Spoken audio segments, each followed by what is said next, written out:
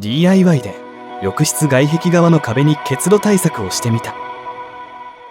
いつも動画をご視聴いただきありがとうございます。プロローグ。浴室の外壁側は普段はこのように乾いているのですが、寒さが厳しくなると結露が発生してしまいます。換気扇のパネルも湿気とダクトの結露水でカビが発生しています。結露の状態が普通と違うので原因を探ってみることにしました。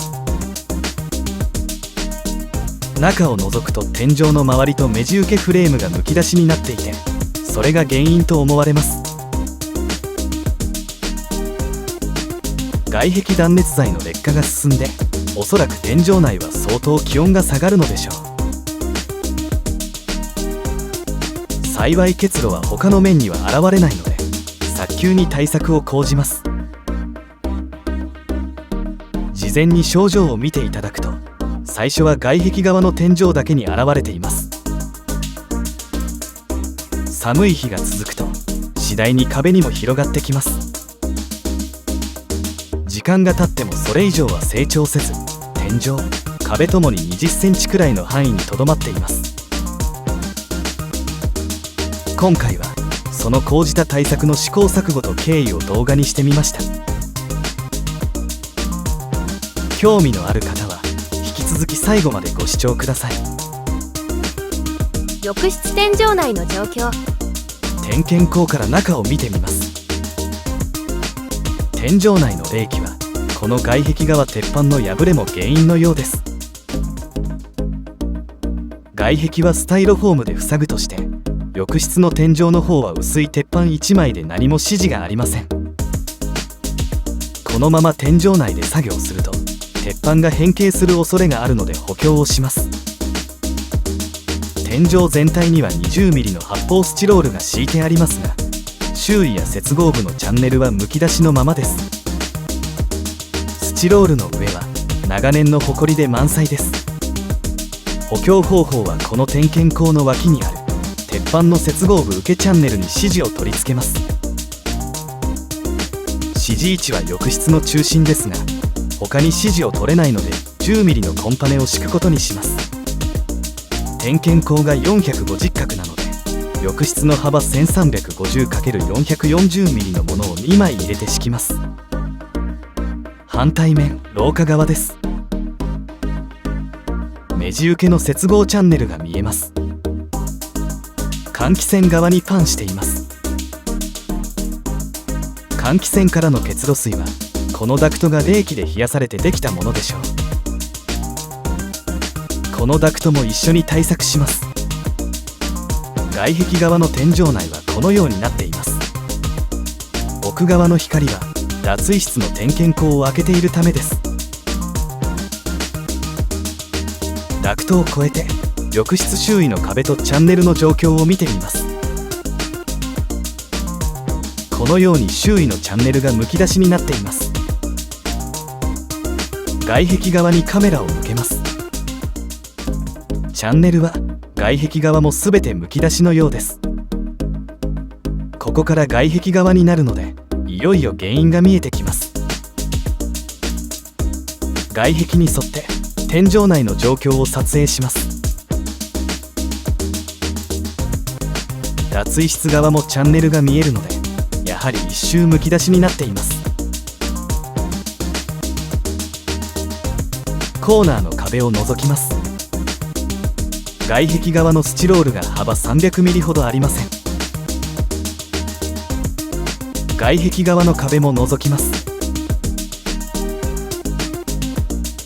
外壁側上部も断熱材がないので、全て 300mm ほどスチロールを接着します。前回の動画で取り付けた点検口です。脱衣室側の作業補助で取り付けましたが、こちらから見ると補強状況がよくわかります。結露対策の計画。浴室と脱衣室の平面図です。点検口を重ねてみます。右が前回の動画で取り付けた点検口です。緑質を右側に抜き出します。パネルの継ぎ目を描きます。このように各パネルを継いでいます。外壁側が結露しているのでそちらに対策します。こちら外壁側の上刃に 300H のスタイロフォームを貼り付けます。パネル受け金物のためにスタイロフォームはこのように分けて貼り付けます。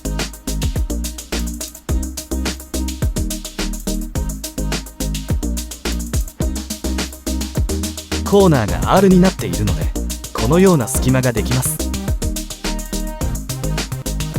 この隙間2箇所は発泡ウレタンを充填して塞ぎます。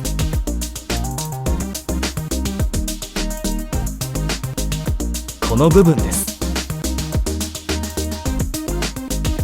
継ぎ金具のところも同様に発泡ウレタンを充填して終了です。パネルで覆いきれないところには最後にウレタンを充填します。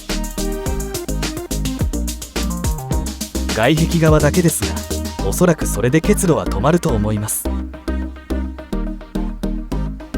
このような形で作業を進めます。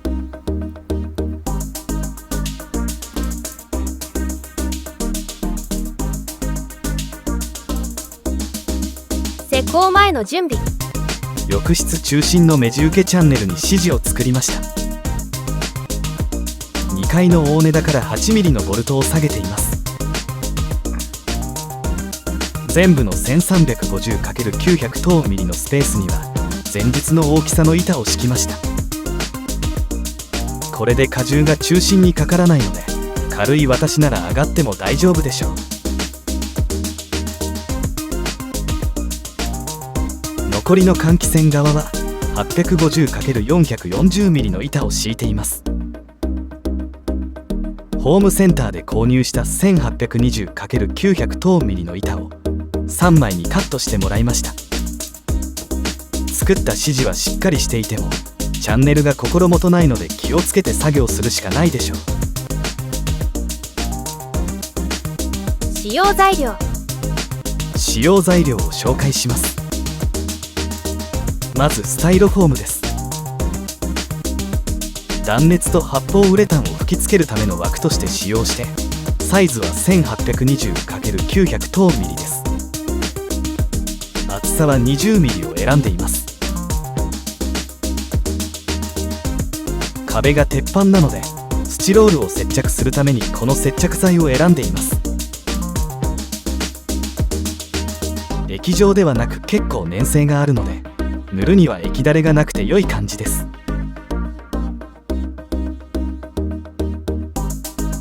今回の主役発泡ウレタンです。1時間ほどでノズルが固まってしまうので一気に作業しなければなりません。最後に100均で購入した 3mm の断熱シートです。換気扇のダクトに巻きつけます。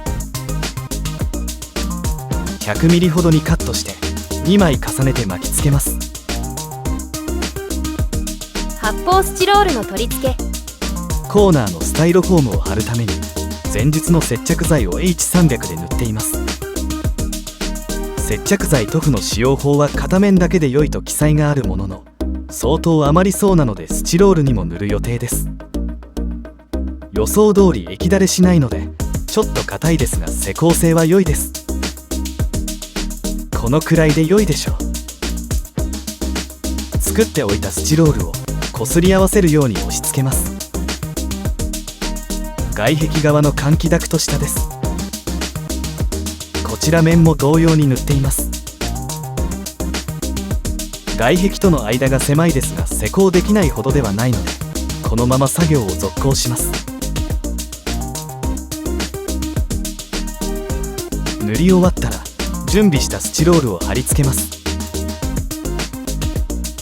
これでチャンネルとスチロールの面が揃ったのでスチロールを加工したジグを押し付けて1日置きます。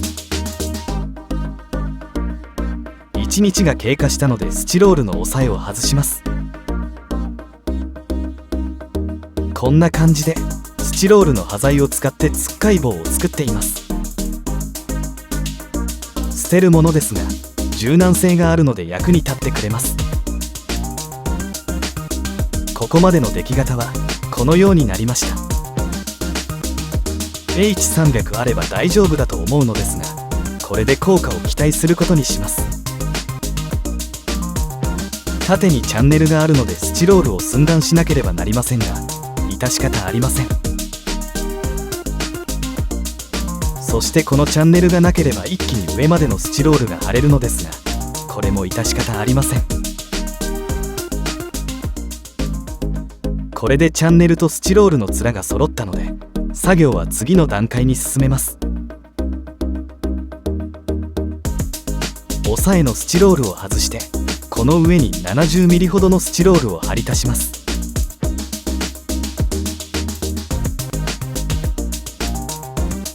つっかい棒をそのまま使ってスチロールを貼り足しました。これでウレタンの見切りの完成です。この上からウレタンを吹きつけます。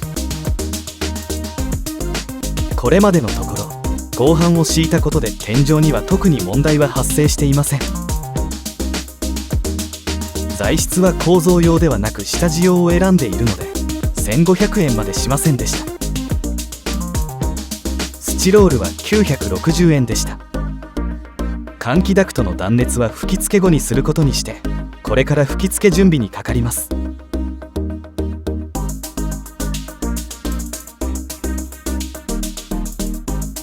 発泡ウレタンの吹き付け。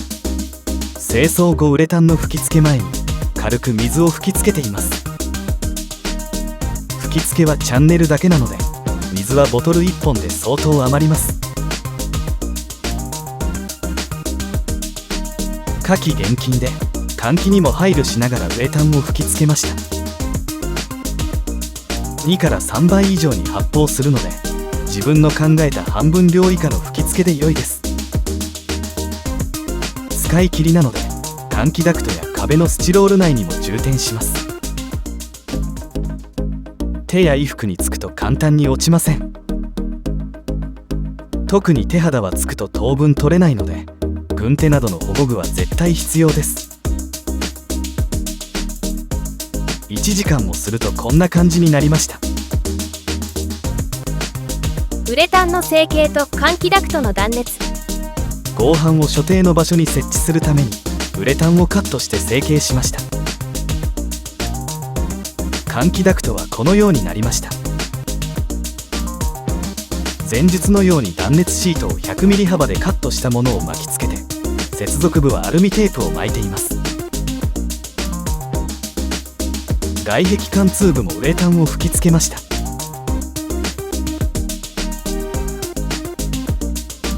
コーナー部はこのようになりました。このくらいの仕上がりが良い感じです。ここが最後なので慣れたのでしょう。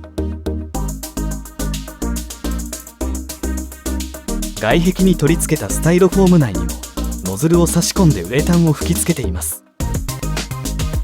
個人の感想ですが膨張の度合いは2から3倍ではなく4から5倍に膨れるような気がします。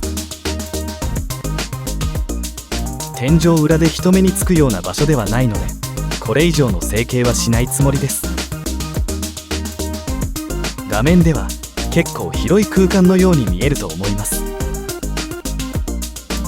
高さ、懐がもうプラス 100mm くらいあればよかったのですが、パネルから上の根出し下まで 430mm です。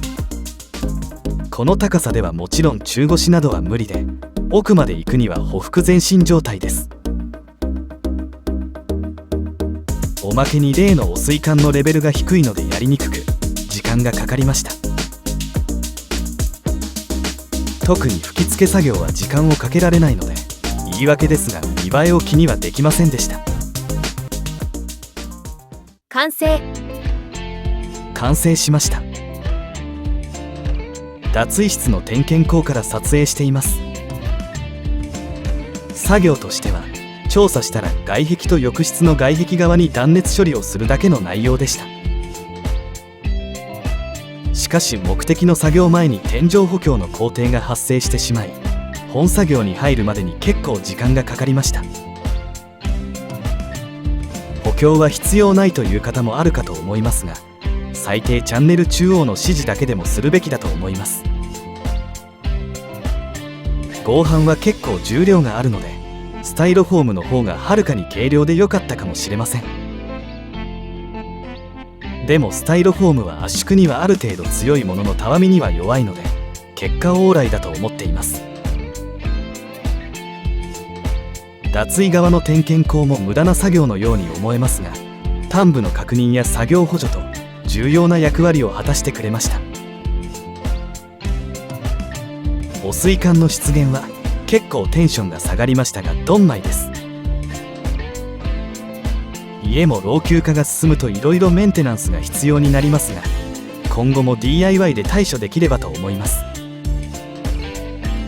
今回も最後まで動画をご視聴いただきありがとうございました。次回作にどうぞご期待ください。チャンネル登録と通知をオンにお願いします。